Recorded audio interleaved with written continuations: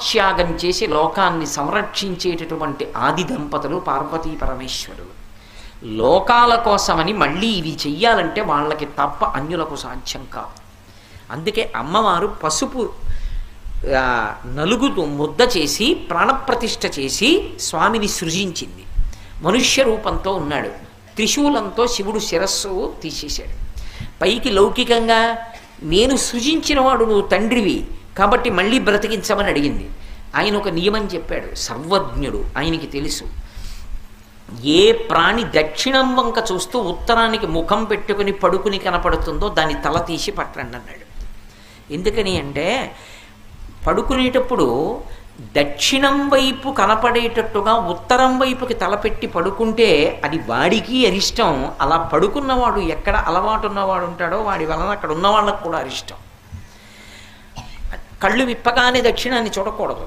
దక్షిణానికి యమధర్మరాజు గారు అధిపతి, పితృదేవతలు ఉంటారు అక్కడ. అందుకే అన్నం వండినప్పుడు కూడా అన్నాన్ని దింపినప్పుడు ఎప్పుడూ కూడా తూర్పుకి తిరిగి వంట చేస్తారు కదా వంటశాలలో ఎప్పుడూ ఆడది తూర్పుకి తిరిగి వంట చేయాలి.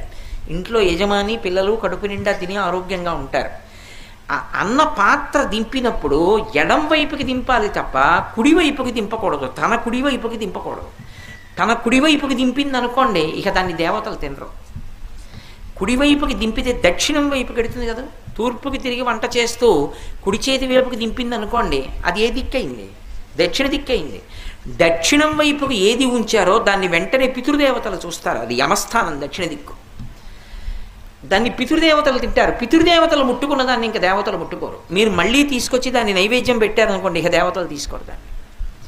అందుకే మొదట ఎడం చేతి వైపుకి దింపుతారు. అందుకే మీరు ఎప్పుడైనా కొంచెం జాగ్రత్తగా గమనిస్తే హోమ ప్రక్రియ చేస్తారు. ఏమయ్యా గణపతి హోమం కానీ ఏమైనా హోమం చేస్తే ఏం చేస్తారు మీరు?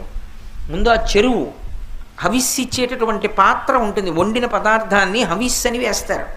ఆ అన్నం మెత్తగా ఉండి ముద్ద వేస్తారు. వేసేటప్పుడు ఆ పాత్రను ఏం చేస్తారంటే మొట్టమొదట దర్భ వేసి పెట్టి ఎడం వైపుకి జరుపుతారు. దాన్ని ఎడం వైపుకి జరుపుతారు. ఎందుకు జరుపుతారంటే ఓసారి ఇది దేవతలు తినడం కోసం వండాము అని. దాని శేషం తింటారు. అది దీక్ష అంటారు. యజ్ఞమునకు దీక్ష. దాని శేషం తింటారు. మిగిలిపోయిందని ఇప్పుడు దీక్షితుడు అని పిలుస్తారు. కాబట్టి ఎప్పుడూ కూడా దక్షిణ దిక్కుని చూస్తూ ఉత్తరానికి తలపెట్టి పడుకోకూడదు. అలా పడుకున్న ప్రాణి ఏదైనా ఉంటే అరిష్టంతో ఉంది కాబట్టి దాని తల తెంచి తీసుకురండి అన్నాడు. అనవసరంగా శిక్ష వేయకూడదు. ఏదో మొదట కనపడిందని తలకాయ తీసేయండి అంటే ఎందుకు తీసేయాలి? కానీ అపరాధం లేకుండా తీయకూడదుగా. పరమశివుడు ఏదైనా చెప్పాడంటే దానికి ఒక సిద్ధాంతం ఉంటుంది. ఆయన చెప్పింది అది. వాళ్ళు వెతుకుతూ వెళ్ళారు శివకింకరులు. దక్షిణ దిక్కుని చూస్తూ ఉత్తరానికి తలపెట్టి పడుకునింది ఒక ఏనుగు. ఓ ఇది అరిష్ట స్థానంగా పడుకుంది కాబట్టి దీని తల తీసేస్తామన్నారు. అందుకని కైలాసంలో పిల్లవాడికి తల తెంచవలసి వచ్చింది. అరిష్టం అలా ఉంటుంది అన్నది నిరూపణం చేశాడు పరమశివుడు. అందుకని ఏనుగు తల కోసి తెచ్చారు. అప్పుడు ఆ ఏనుగు తల పిల్లవాడికి పెట్టాడు. ఇప్పుడు ఆయన గజాననుడయ్యాడు. ఏనుగు ముఖం ఉన్నవాడయ్యాడు. పుట్టగానే అప్పుడే పుట్టినట్టు కదా మరి.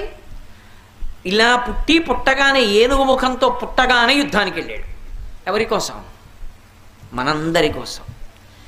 అలా ఏనుగు ముఖం ఉన్నవాడి చేతిలో చచ్చిపోతానని కదా గజముఖాసురుడు కోరుకున్నాడు. ఏనుగు ముఖం ఉన్న విఘ్నేశ్వరుడు యుద్ధానికి వెళ్ళాడు. ఇంకెక్కడ నిలబడతాడు? మరణించాడు. ఇప్పుడు ఎందుకు వచ్చింది అవతారం? అసలు పుడుతూనే పసిపిల్లవాడిగా పుట్టగానే అవతారం రాగానే ఆయన లోకానికి చేసిన మహోత్కృష్టమైన ఉపకారం ఏమిటి? గజముఖాసుర సంహారం చేశాడు. పిల్లవాడిగా ఉండి ఇంత ఉపకారం చేశాడా లేదా? మీరు ఎప్పుడు చూడండి పిల్లవాడిగా ఉండే ఉపకారం చేస్తాడు. అందుకే ఎన్ని తప్పులు చేయండి ఒక్కసారి క్షంతవ్యోమే పరాధ అని కూడా అనక్కర్లేదు. ఇలా 3 మాటలన్నా లెంపలేసుకున్నా నమస్కారం చేసినా వంగినా అంతే ప్రసన్నుడైపోతాడు. మీరు చూడండి పిల్లలు ఎప్పుడు చేత్తో ఏం పట్టుకుంటారు? పెద్దవాళ్ళు అనుకోండి ఏమో మెళ్ళ బంగారం గొలుసు వేసుకుంటారు, రుద్రాక్షలు వేసుకుంటారు, ఉంగరాలు పెట్టుకుంటారు. మీరు పిల్లలకి వేయండి, వాళ్ళకి ఏమిటో తెలియదు తీసేసి అటు ఇటు ఆడే అవతల పారేస్తారు. వాళ్ళు ఎప్పుడూ చేత్తో పట్టుకునేది ఏమిటి? వాళ్ళకి అమ్మని అడిగి అడిగి అడిగి అడిగి వాళ్ళు పుచ్చుకునేది. వాళ్ళకి అన్నం కూడా చేత కాకపోయినా అడుగుతారు. అమ్మ చాకీ, అమ్మ చాకీ అంటారు. చాకీ అంటే చాక్లెట్ అని.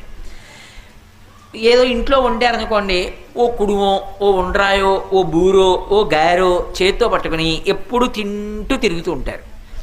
ఒరే దృష్టిరా, ఎవరో వస్తున్నారు, చేత్తో పట్టుకోకు, కాసేపు తీసేస్తానని అమ్మ తీసేసి